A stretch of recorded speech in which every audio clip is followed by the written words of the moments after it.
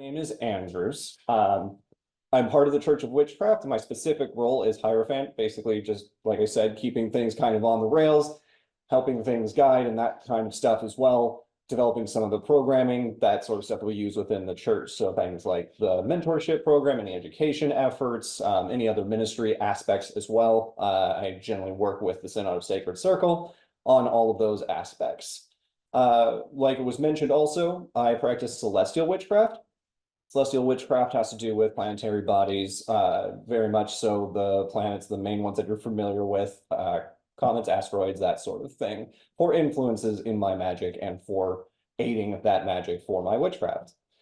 Also, welcome to all the platforms that are out there, wherever you might be watching this in the future. Thank you so much for being here. And also, it's a great crowd tonight as well. So thank you so much for being here and taking some time to listen to some stuff about witchcraft. Part of our topic tonight, our main focus is going to be on warding and negating. So these two concepts are very common that you'll hear people talk about really frequently within witchcraft.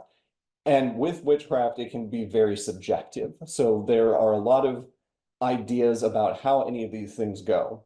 The church holds that we are one way, not the way. So this is part of this presentation, and it's part of the whole narrative of witchcraft in general. If anybody has any future questions that are kind of unrelated to this, we're happy to address those questions, have an in-person or virtual meeting as well. We can schedule that. You can just send us an email and we'll get that scheduled for you. So with warding and negating, one of the important quotes that I have for you tonight, in establishing a certain conduct as a possibility, and precisely because it is my possibility, I am aware that nothing can compel me to adopt that conduct. That is Jean-Paul Sartre. To paraphrase some of that, essentially it means that because I have certain possibilities, and because they're the possibilities that might become for me, that nothing can compel me towards a certitude of possibility. So within that, our possibilities are things that we dictate in our own lives, which is are able to process and they move amongst their own lives and their world and those integrations with those choices and collapsing possibilities, which is why I bring that quote up. First, I want to take a gander at what warding and negating are defined as.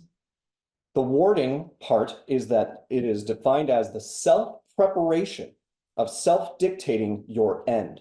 It is a collapse of possibilities. So we are preparing our own selves by our own volitions to dictate what is going to occur in our lives. So I'm dictating the end. It is a collapse of those possibilities, the things that may be.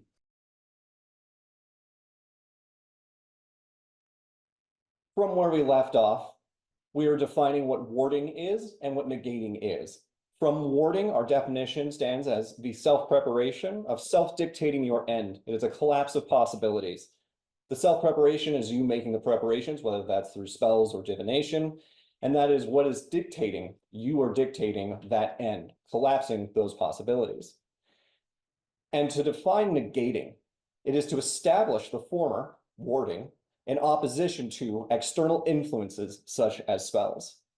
So when we ward ourselves, we're preparing to collapse those possibilities to target a specific outcome that we want.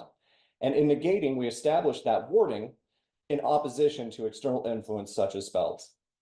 It may count for divination, and that would be a longer discussion. The negating piece of this is where we start defining how we do protective magic. It is very much in contemporary witchcraft that they are focused on protection, warding, guarding, those kinds of things. And we are able to shape where that goes in our own practice. And negating is basically halting that action.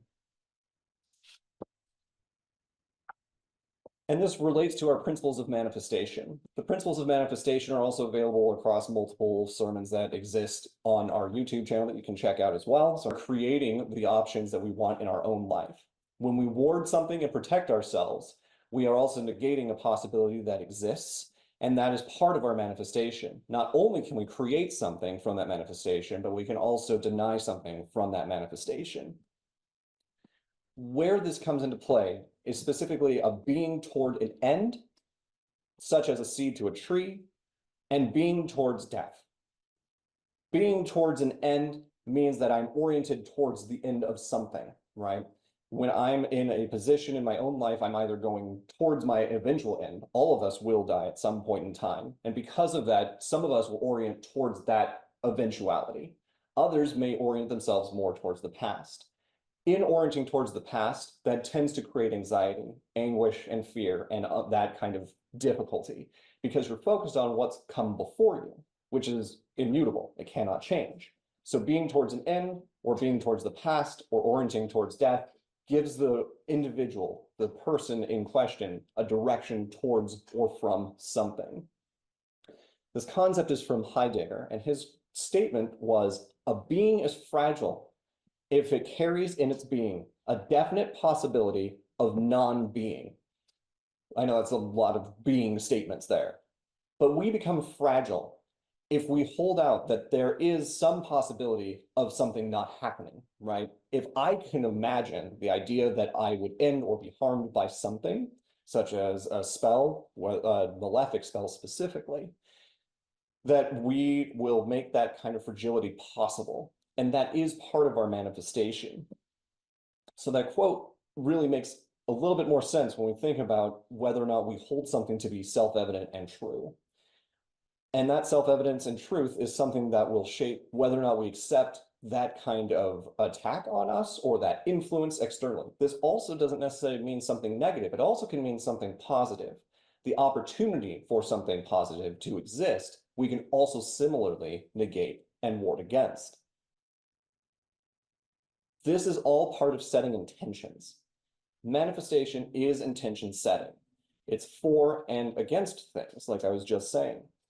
Contemporary practices do exist about these kinds of setting intentions. We see that very often, that we want to set intentions in our practice within witchcraft. All of that tends to be intentions. And we just hear often that people just say, what do I do with witchcraft? Well, you set intention. And what do we mean by when we say setting an intention? An intention is just sort of a flippant word, but when we really think about what we say when we have intention, that intention is related to us dictating a possible end or a possible beginning. When we dictate our circumstances, we do so through external support or personal determinism. These are kind of broad statements, but the external support is referencing things like deities or entities of any iteration that may be assisting or supporting you in the casting of spells, in the use of divination as a particular example. And so that external support is often used by many people within their witchcraft. Some people have deities, and it varies widely amongst the practices of different witches. And it really comes down to regional practice. It can come down to tribal practice, family practice, or personal practice. And those are why having one pantheon as the all-encompassing pantheon of witches doesn't really track, especially when we want to honor that uniqueness within the Church of Witchcraft. The unique practice of witchcraft, the different modalities within witchcraft, are something that we aim to support and preserve as well. Without that kind of preservation and that respect, those unique expressions, it becomes very much a dogmatic practice. And that's not something that we're very interested in, is having that dogmatic kind of belief, something that we hold to be incontrovertibly true or irrefutably true. There is a lot of subjectivity in witchcraft. There's a lot of different experiences. There's a lot of decolonization that goes on within witchcraft. There's also a lot of colonization that goes on in witchcraft. Each of these has their own particular blend of magic and witchcraft that they're going to do, and one is not necessarily less or more right than another. And so this intentionality and this external support that we seek is going to vary widely. Personal determinism comes to somebody who doesn't work with entities, such as deities and the things that were just mentioned, such as myself, Ember, other witches I know and have worked with. They don't have a pantheon, a list of deities, one or many, whether they're monotheistic or polytheistic. That personal power is something that we hold within the churches to be very important. It relates to our first altar, and the first altar is the altar of the self. We've talked about this and discussed it at length in previous sermons, but that first altar is part of how we do our magic, how we make witchcraft manifest, and how those intentions come to pass. The personal determinism that I have relates to our definition of witch and how we understand witches in general. Part of that definition is relevant to we draw from the liminal to support our witchcraft. It's not a deity, it's not an entity, it's not a thinking thing. It is a source like a fountain that one is pulling from. And they pull from those in-between spaces that we have as well. And those are those liminal spaces that I'm talking about. And that is that personal determinism. When we want to make something manifest, to make some intentionality occur, whether it's external support or it's that personal determinism, it will vary based on the witch themselves, and that will shape how the warding and negating is functioning within that witch's practice, right? Supplication, asking a deity for something or petitioning something from an external source is one thing that may occur. I won't look for that, for example, but somebody else may. That definition of pulling from liminal. I work with a celestial, and so that celestial energy is what I am currently working with and what I look towards to utilize more like a tool than anything else, rather than trying to petition a deity. And so these differences in how we set intention is why they exist this way. Because of these ways that we make this intentionality, this manifestation occur, malefic witchcraft can be negated through that warding.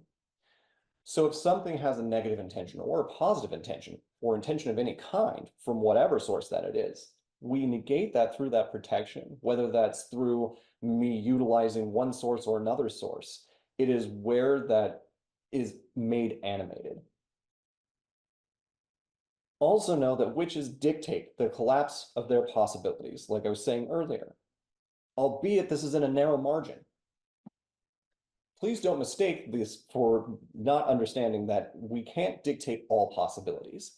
There are some things that are just finitely concrete. We work with what's there.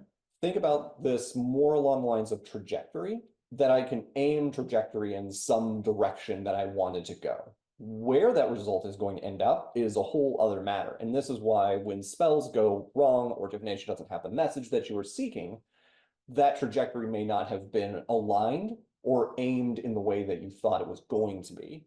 And then going back to the root of where you were drawing from, external support or some sort of personal determinism, then you will readjust that. So this is where we can adjust our spells to look at whether or not there was an outcome, the outcome that we wanted, right? We've used this consistently throughout sermons, is the idea of asking for more money. If you do a spell for money, that also means that somebody else doesn't get that money. It also might mean that you have to work crazy overtime for that money.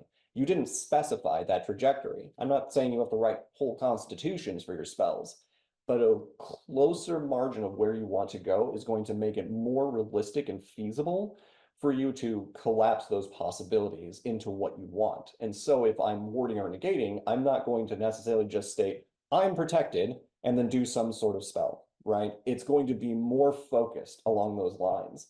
It's going to be more like shedding water than it is pointing to something, if I can make that distinction. Continuing with our principles of manifestation. In the behaviors within warding and negating, we're talking about spells and divination, may include rituals or ceremonies as well. The behaviors of negation or warding, spells or rituals, serves the psychical schema of protection and preservation. So the behavior that we have, the things we do to negate or ward, casting a spell in whatever way that you see fit, warding in whatever way you see fit, is going to be part of what prepares you for accepting that possibility within your psychological makeup. So that instruction, that list of instructions, the schema that I'm talking of, and that is of protection and preservation. When we're warding and negating, we want to protect ourselves from something or preserve something from occurring, right? Or we want to highlight something staying the way it is.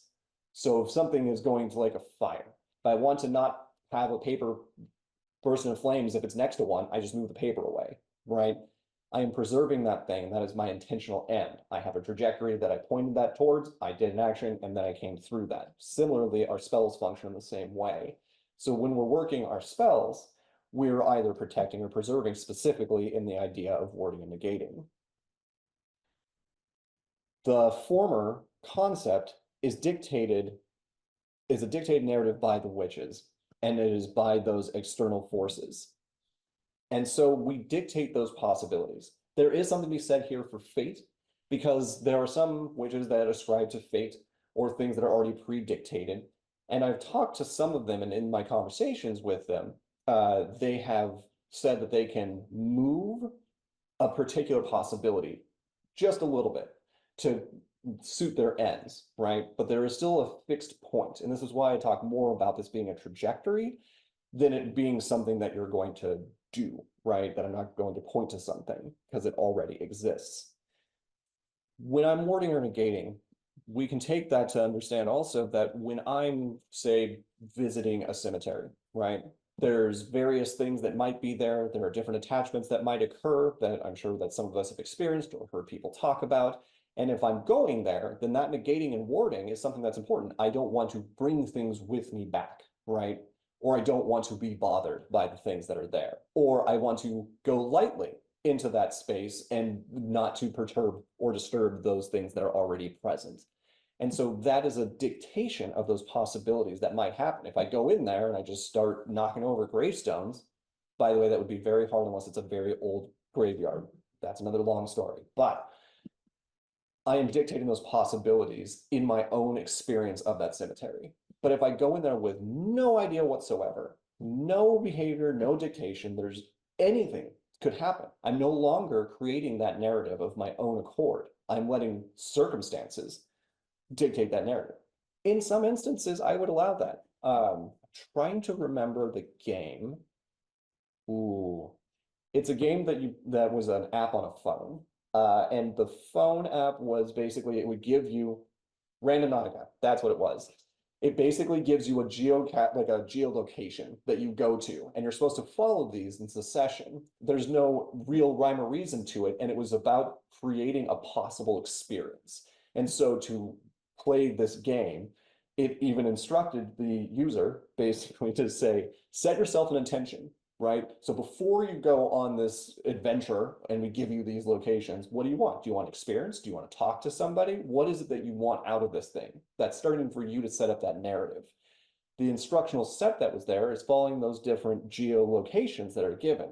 And it's random as far as we could tell. I don't know if anybody plays that game anymore, but I went on a few of them. Really interesting locations. I ended up in a lot of industrial areas, and I realized that it was an interesting pastime. If you can find it, I would try it. It's an interesting thing. And so that is one of those, it was a very helpful app to kind of understand this setting narrative for yourself and to have this open yourself up to this experience. And sometimes it's important just to not dictate narrative. Sometimes you just want to experience whatever's going to occur and whatever's going to come from it. Because if you're always trying to dictate the narrative, it's A, exhausting, and B, it's going to deplete everything that you have because you're so focused on what might be instead of just being with what is. And that's part of that orientation that I was talking about earlier. Are you going towards an end? Are you focused on the past? Or are you being in the present, right? Orienting yourself to the present brings a certain flavor of experience that doesn't exist anywhere else. And that's also important to experience. For each of you, you can also take that and think about your own personal narratives that you've had, either something that you set or something that was dictated for you, and kind of see what those differences are too, and how that can be applied to the witchcraft that you have from your day-to-day lives. Magic in that of itself is a tribal and intertribal institution. And this is from Durkheim. Witches and this church also participate in this institution. The institution of magic exists. Is it anybody's property?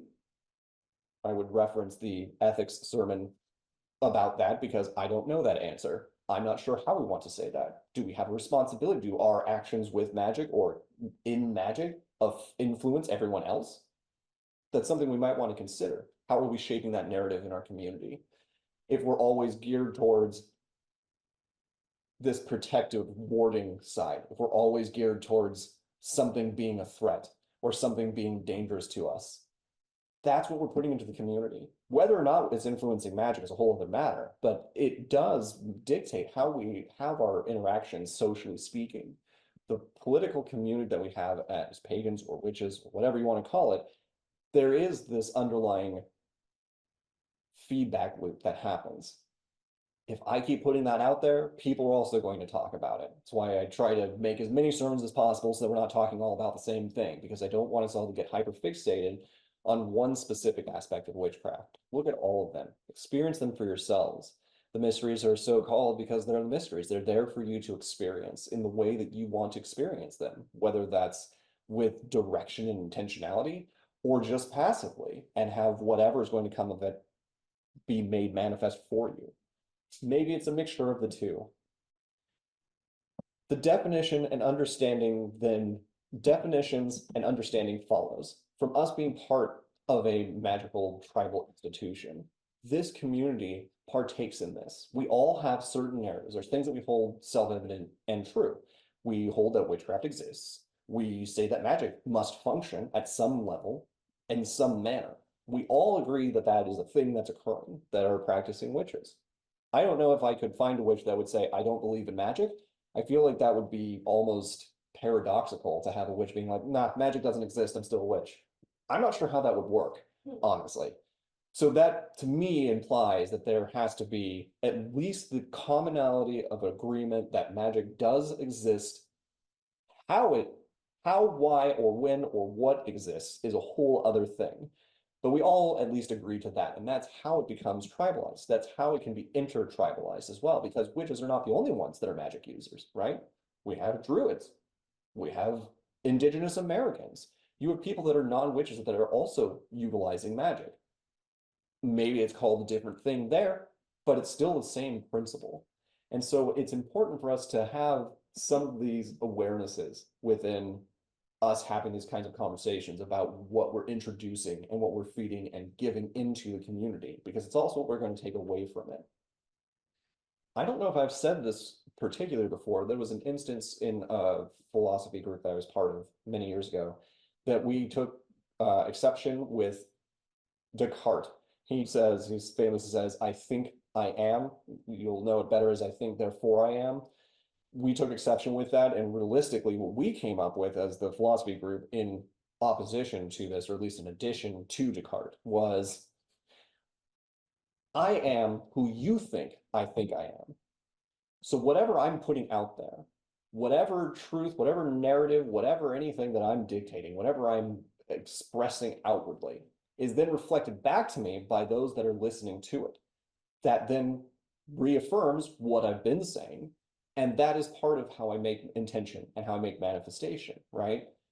And so that's why we stated, I am who you think I am, which is a deeper, more political, I guess, approach to things, because it's accepting that there is this community that we're part of instead of just being isolated. Descartes' original statement is more egoistic, it's more self-centered. And I don't mean that as in I'm self-serving, but just that it's focused more on me. Whereas my philosophy group's position was more communal in nature. And just like anything, magic is that kind of communal aspect that we're all looking at. And that's something that will shape your narratives, shape those possibilities, and shape the possibilities within a community as well, such as witches. Magic is also temporally situated and thus shapes being towards or being from. Magic happens in time. We choose a time to do a thing, or it's a certain day or certain hour, phases of the moon change, different things move around, and that is why magic is temporally situated. It doesn't necessarily mean it's fixed, but there is a temporal aspect to this. Time has some component to this. And it very specifically, if we just totally sidestep magic almost, tradition requires time. A lot of ritualistic behavior, a lot of ceremonial behavior, specifically with witches and family witches and hereditary witches and all of that, they have traditions that are passed down. Those things being passed down means that that magic is rooted at some level in time. And because it's situated in time, we can either be oriented towards the thing or away from the thing. And this is part of that, again, the collapse of possibilities.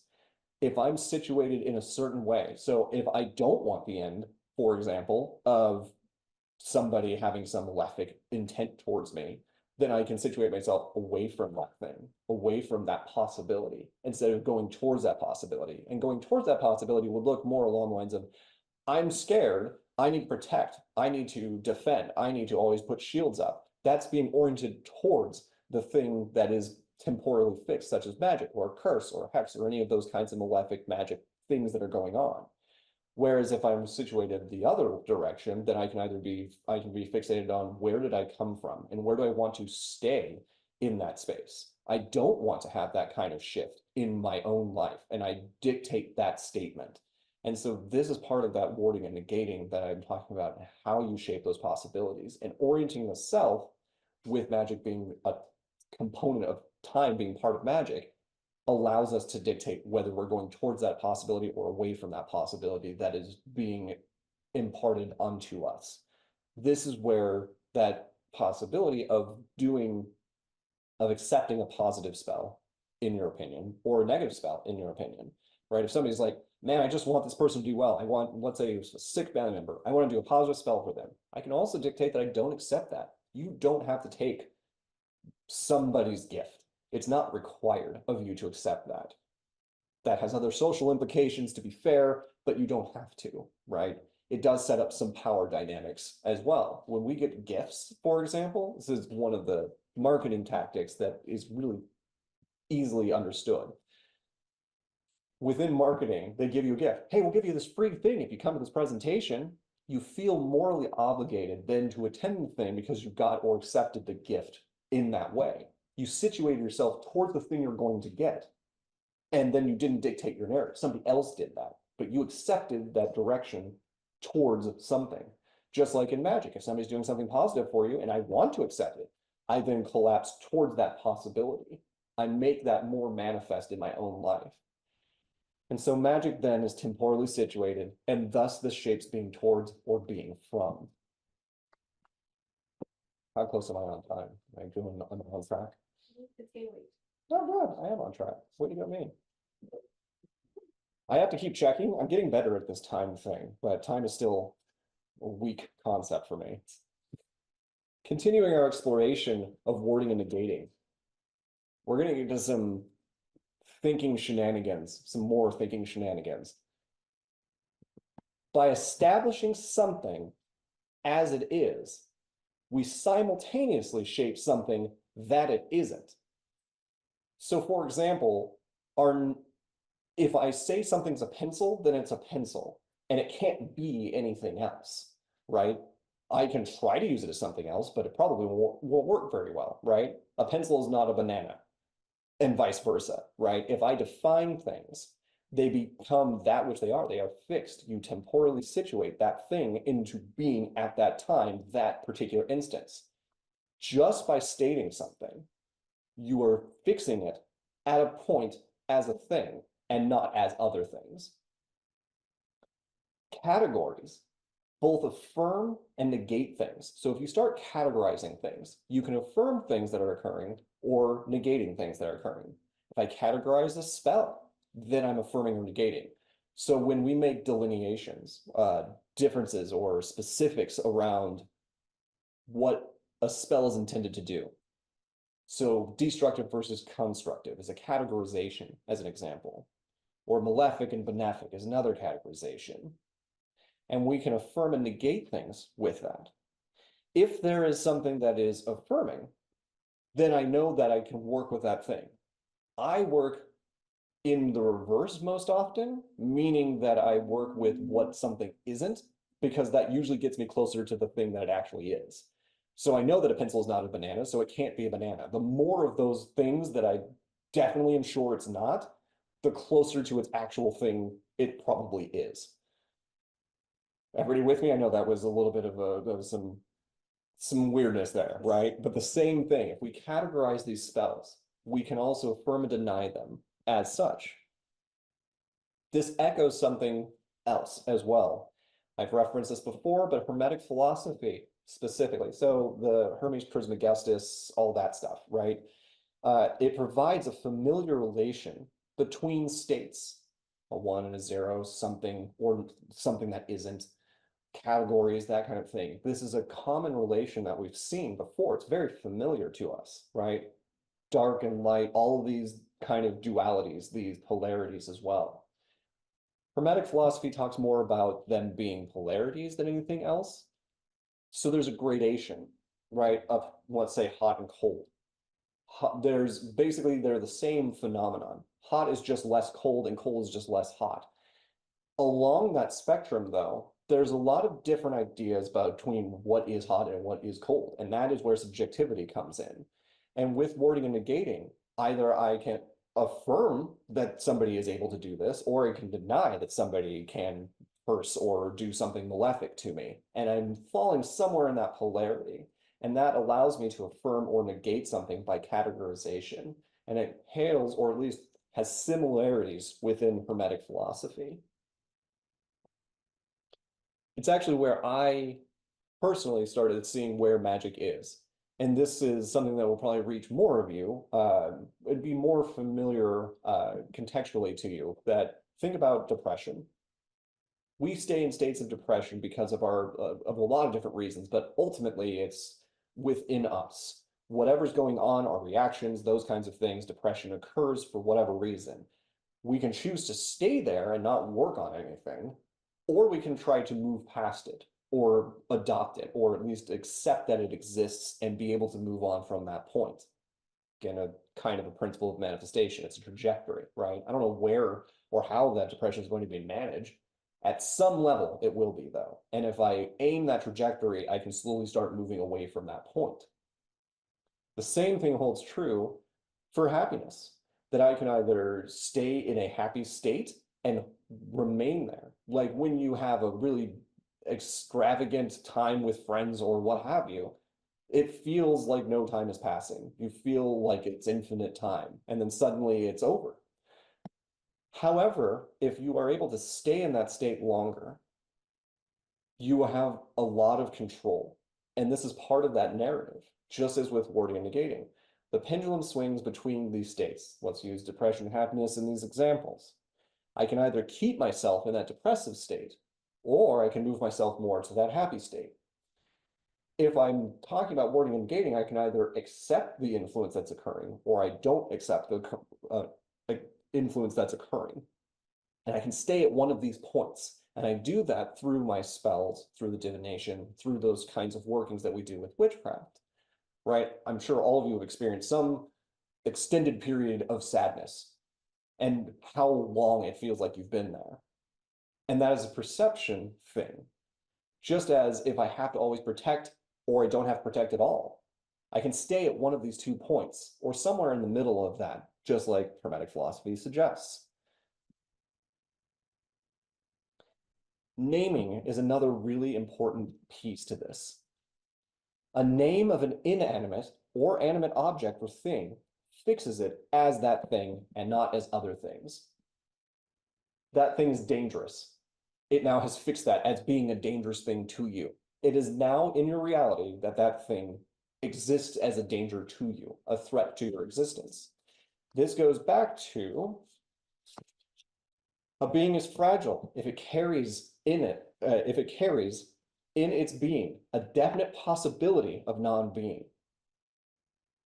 So if I'm in that state where something can affect me, or something is because I have named something as dangerous, something that I need to watch out for, or ward or negate against, it now puts that as a definite possibility. In so doing, you have already given power to that thing, because now you situated in such a point, now it's dangerous. But if you don't do that, it's going to be a lot less dangerous. A note of caution here. Some things just are dangerous, okay? Like, things are just like falling off a cliff. It's dangerous. Don't do it. It's going to cause some problems. A lot of health problems are going to occur if you fall off a cliff, right? It's dangerous, right? But I don't have to go over the cliff. I'm not compelled to take any of those possibilities of me leaving the cliff face and falling to my doom. I can walk past the thing, right? I can dictate that narrative, just like we can dictate the wording and negating that we have. I can dictate where that's going to go, whether or not it's a possibility that I want to have in my life and that I accept and affirm as dangerous or a threat or something I need to protect against. I have a question there, because it sounds like what what I'm hearing is that in some way protecting yourself against the thing is also giving it power. Is that what you're stating? To some level, yes. Really specific example of this. This is I don't know if I've actually mentioned. I maybe it's just a me thing. And here we go, right? So I'm naming a thing. I am naming this a heretical position within witchcraft. I've so named it, right? Now I know that it's going to possibly be affirmed as that because now it's in the public ethos and now everybody has heard me say that this might be a heretical position. So-called white witches. I'm not going to get into the distinctions of colors here or the problems with this. White witches focus on protection and negating and healing and all those things. That's fine and dandy. That's great. When I ask so-called white witches what it is they're protecting from, it's really just vague gesturing. I'm going to be attacked. Something's going to happen to me. And my position, and they say, you know, the black witchcraft is destroying things, annihilating things. We need to protect against that. But black witchcraft, from what I've seen, and I would classify as more as destructive witchcraft, really doesn't focus on any of this kind of shielding or warding. It doesn't really care. It just does stuff. It utilizes the tool in such a way that meets their end. It's neither right nor wrong. They're not really worried about that. So why is it that the reverse, the opposite of them, the white witches, are so concerned about this? My suspicion is that my suspicion and position that might be heretical is that it's actually reversed. The white witches, in my opinion, might be closer to black witches because in their idea of protection, they're protecting against some errant thing, which is related to the egregore concept of creating and manifesting the thing that you're very much protecting against. But if I never protect against it, then I don't have to worry about it ever being made manifest. And black witches then would be closer to that white witch concept because they aren't manifesting any possibility of something being something they need to protect against. It doesn't create that egregore, that thought form made real because it's not even in their consideration. They haven't even bothered to name it in most instances, right? Just like when we talk about, let's take Christianity, for example. We'll move away from some of that dodgy conversation, but take Christianity. The devil exists in Christianity. Doesn't exist in Judaism, as an example. But yet, the witchcraft that we do is often referenced as devil worship. But if we've never affirmed that the devil exists or don't hold that to exist, how could we worship a thing that isn't so named? Just like if a spell is something that's malefic or benefic, whatever intent it is, if I don't accept that, it's not going to be. It's not something that I need to concern myself with. Take this all with a grain of salt on this. Do what's best for your practice. And if you feel like you need to do warding and negating, go nuts. That's your prerogative. I'm not going to stop you from doing that. And I will even help you do that, like if you so ask, right? We're not dictating how you should practice. This is more of what's going to help you understand what happens if you name a thing or if you deny or affirm a thing. And it's related in part too to some of the xenophobia, the fear of other external organizations, right? There is a lot of that in many groups. I don't think I need to beleaguer the concept here, but I'm sure you've all heard the very consistent negative opinions of external belief systems. I'm sure you get where I'm going with this, but basically that is a consistent fear, but why does it need to exist? Some of that's real and definitely should be considered, right? But not all of those external organized religions are a thing that we need to worry about. We can work with them. There's a point of live and let live as well within this, that you get to practice the way you want to, just like we want to, you guys all get to practice the way you want to. It's why we don't have dogma here. Not everybody holds that to be true. Some of it feels not so great when people name you. When you get named in that way, as somebody who's a ne'er-do-well, somebody who means harm. It feels pretty bad. And denying somebody like that is also part of that. We're going to make Discord quiet here for a second. Specifically Discord. Just close it. So when you get named, when somebody says you're a thing, they pigeonhole you into a particular category. And especially if they hold you out to be nothing more than that category, it objectifies you and doesn't feel great. Similarly, Gwen's going to figure this out eventually. Thank you for your patience on this. Just right click on Discord. I X'd out of it. If that won't work. You told me to X out of it. We've named Discord, and Discord is discordant. She'll eventually figure this out. So be careful of how you label and you name things within your own experiences. When we negate and ward, we are naming something. It is what we want, and then we go and then we do that thing.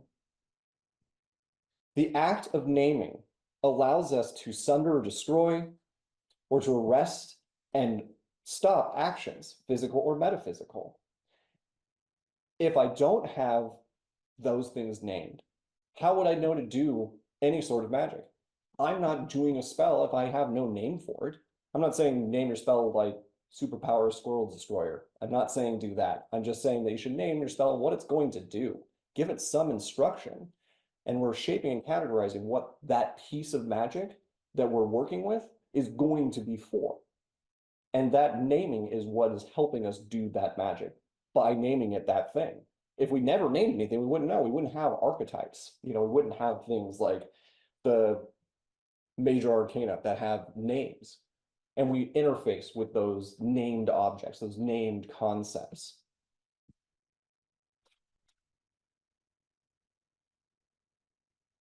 We ward to dictate or speak our ends, and then we negate an influence, whatever that influence might be. By warding ourselves, by going back to that position initially, as the self-preparation of self-dictating your end, that collapsing possibilities, we take that and we make that manifest by speaking it into existence, by naming that thing. And then we can negate or support an influence. When we support those influences, make sure that those are the influences you want to be supported. You guys are here in support of this thing, the named object of the Church of Witchcraft. You are striving to this tribal institution, if you will. Use that loosely. It's an amalgamation. It's just a term. Work with me here. But we are in support of that. We collectively name this organization as such.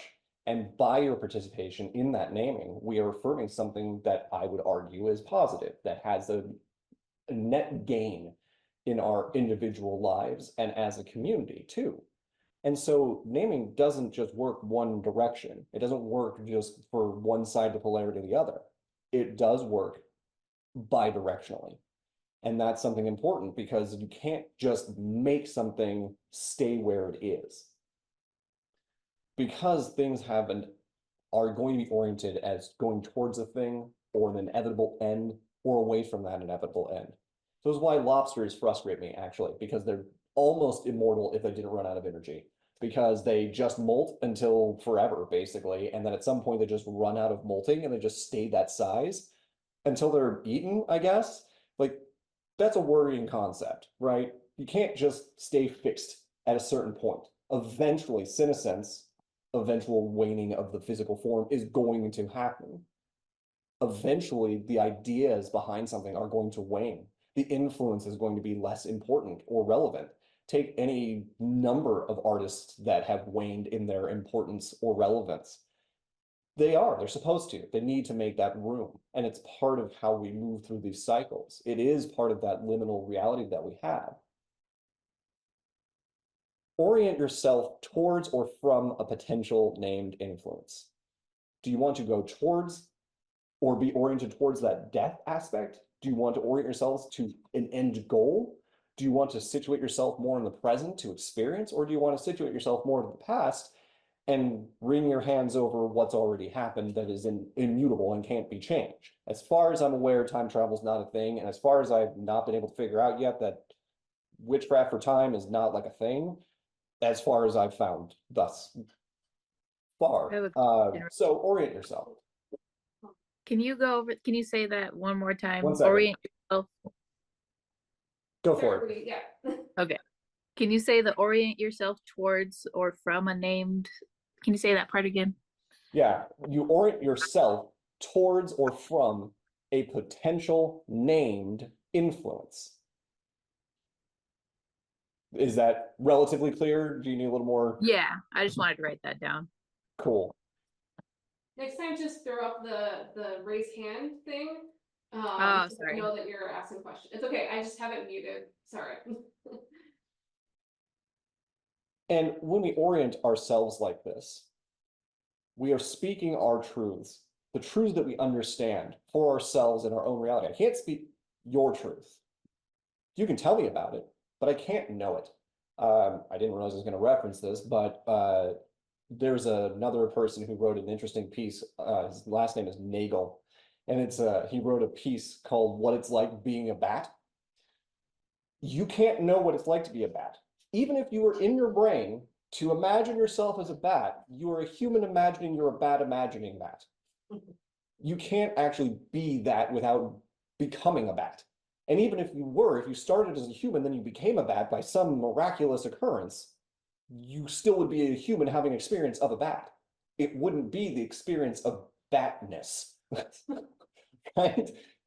And the same thing holds true for individuals. I can't have Gwen's experience. I will never have Gwen's experience. I can't be Gwen. I can imagine what it's like to be Gwen. I have adjacent experiences that are reasonably approximate, but I will never know what it's like.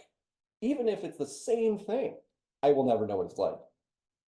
In a situation such as a class that I took, I experienced misandry, right? Where men did not matter and our opinions were not a thing. I was in a class full of women and it was a very interesting experience. I chose not to do anything about it and instead sat with it. And it was a very enlightening experience to have that kind of nod, because I realized in this one very small, very specific instance, I have some experience akin to what women are experiencing pretty much all the time. And my God, now I have a much deeper appreciation, which is why I sat in that space for that long and the entirety of that class, which I passed, by the way, with honors, besides the point. And it was so enlightening for me to understand. So now when a woman says, "Wow, I just hate being denied," I'm like, I have an adjacent experience that I can at least relate this to, but I can never know what misogyny is like. I can't know what that's like. I can know that from an external point. I can point to it, I can look at it, I can talk about it, I won't ever know it. Just like I won't ever know what it's like to be a bat. Becoming a malefic spell, so named, influences me in a specific way. And I can't know what that's going to be. I can make assumptions. But I don't want myself to become that thing. I don't have to be in that space of that destructive force, of that malefic influence. I can just choose not to have that experience. With the caveat, when you're speaking your truths, your narrative and group the possibilities you have. Develop that narrative and group your possibilities. There are only certain amounts of possibilities that can happen within a given circumstance, and just be aware of what those are. This also happens in marginalized groups, or that they have anyone that is experiencing some sort of denial. Know what possibilities exist within that space, right? There's a very distinct manner of what can happen in that space where you are being denied, or there's some sort of negative influence that's happening. But there are things that you can do. Stoicism talks about this too, about assessing what it is you can do. Epictetus specifically was a prisoner and he got to Stoicism somehow in that experience. He was a prisoner, he couldn't do anything. And he still came to the same conclusion of Stoicism, that he still had decisions, he still had personal power within that system, but it was limited in that system. Can you read that? Yes. Will it be a transcript of the recording? I don't know how to do that, but there will be a YouTube recording of this that will be available and we can make that happen. Would the transcript be more helpful?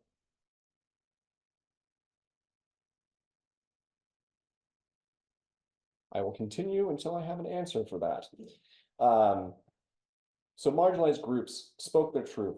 They stayed in their position. Yes, but not necessary if it's too much work.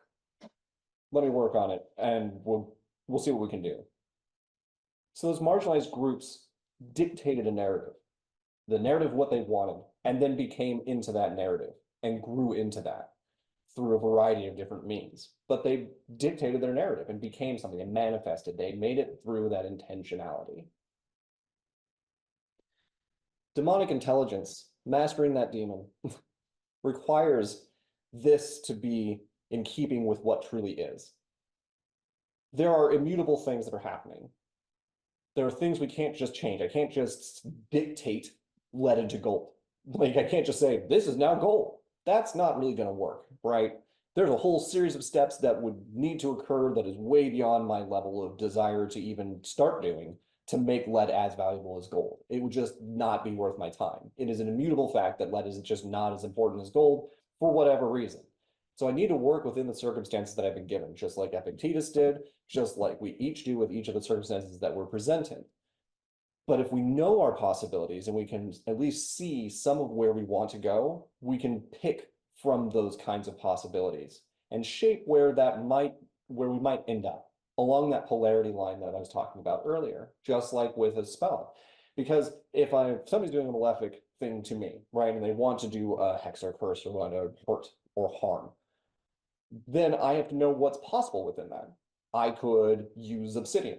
I could cast a counterspell. I could just ignore them. I could deny it. There's a lot of things I could do with varying levels of influence. But I do have possibilities within that. And I get to choose where that is going to go, which possibility I'm going to choose. And that's where that wording and negating comes into play. That's where I get to choose whether I'm going to embody that particular type of destruction that's being wrought, or that particular kind of assistance that's being given. We shape and direct. We can work with what is. We can't just make things whatever we want, right? The only time that we can really do that is when we're talking to ourselves, really. I can say whatever I want and everything is true if I'm just talking to myself, but the minute that it leaves my mouth and goes somewhere public, it now is at a fixed point and it has become that thing and it will stay there and I'm not able to erase it or get rid of it. It's now there in existence. And so I have to work with what is. There are hard facts that I can adjust or move around. But if I don't know what I can adjust or what even is a possibility, I can't go anywhere with that. You now no longer have your own personal power to make that narrative happen. There are many variations on rituals and spells for warding and negating. It could be sigil work. It could be supplication of deities. It could just be a song. It could be a lot of different things. Whatever is in your practice is there. But note the possibilities that might exist for you. Select from those with some prudent caution and awareness. And be realistic with yourself. And that's one of the hardest things, is being real with yourself. And that piece is one that all of us are still working on in equilibrium, basically until we're done existing, here at least. Things that are warding and negating is not just in that magical space, but it's also how people speak at you or confirm or deny you, right? If somebody consistently just doesn't use your name, they're denying your existence. I'm going to take a risky position on this one, but I think that I'm on the right track. dead names, for example, are a thing. And somebody can intentionally dead name another person that has selected another name that is more befitting of their character. In so doing, I deny you. I deny what you are, what you've become, what you've selected to be. I deny your personal experience within that space of just using your dead name, because that's what I think needs to happen. And that's not a fun place to be. So when you're speaking, speak with care, speak with caution. Be aware and prudent with what you're speaking, and be as articulate as possible, and be receptive to you not necessarily being as articulate as you might think you are. That is a very important aspect because of the vocabulary that I use. I understand that articulation is a challenge, and I understand that the onus, the importance, the focus is that I'm the one that has to bridge that gap because I select to use the words that I do. And I'm okay with that conversation. I just know that that's going to be a reality should I continue to act as such. But again, I'm dictating my possibilities. I'm careful with how I speak and with what character I speak to others, because I don't want to deny their existence. I want to affirm what they have as well. And when I can, I will. And just like you guys can, the same thing is true. By participating in communal aspects, we are all affirming one another in our practice. Our presence matters because of that reason. And so warding and negating is not just against someone, and it's not just to protect yourself. It's also about how you shape narratives with a community, shape your own narrative, and shape narratives in general. And so consider that when supplying or engaging in warding and negating behaviors.